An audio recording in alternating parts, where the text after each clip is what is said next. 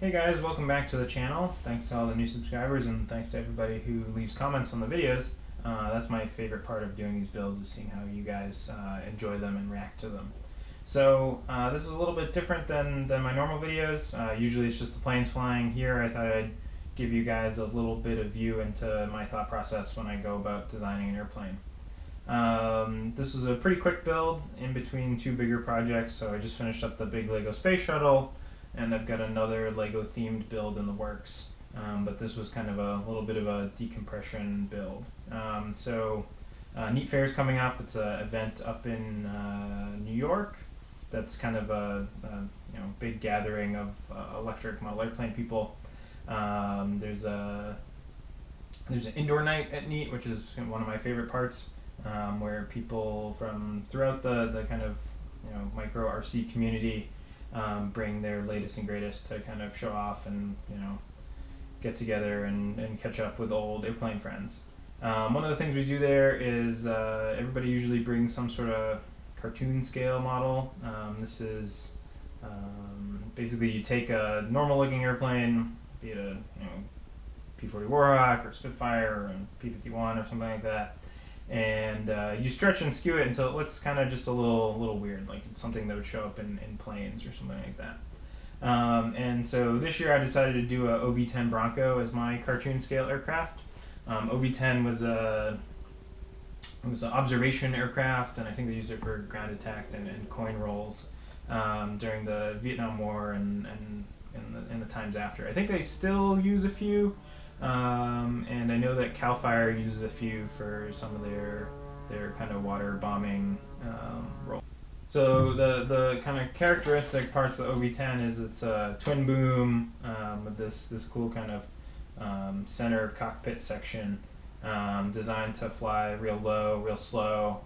And I figured that it would lend itself well to this sort of indoor model. So I started off with a 3 view of the regular airplane, and then just started kind of stretching things until the proportions looked about right for me, and then I drew up a quick one. And as with all aircraft that are a little bit weird, it usually takes a lot of experimentation to get things flying right.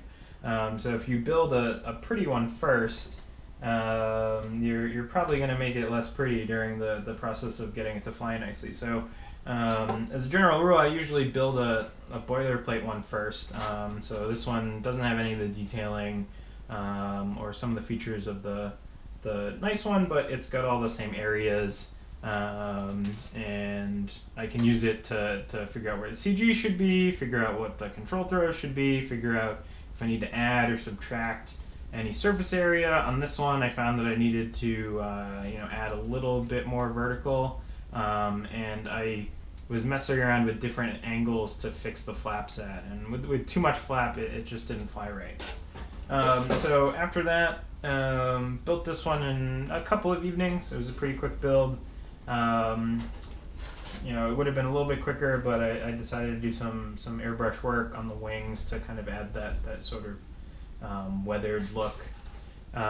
Uses the same setup I use in pretty much all my micro builds. So it's a Deltang RX34D receiver, which has 2 brush motor controllers on it, and those drive, in this case, 8.5mm motors from Micro Motor Warehouse, but usually for lighter builds I usually use 7mm motors, and those are on the Hubsan X4 props, which is those will put out a couple ounces of thrust each, which for a very light indoor plane is plenty.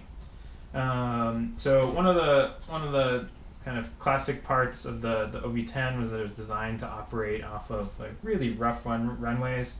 It had this awesome gear with like tons of travel on the mains. So I built my own version of that. Had to keep it really light. Lightness is key on these indoor planes.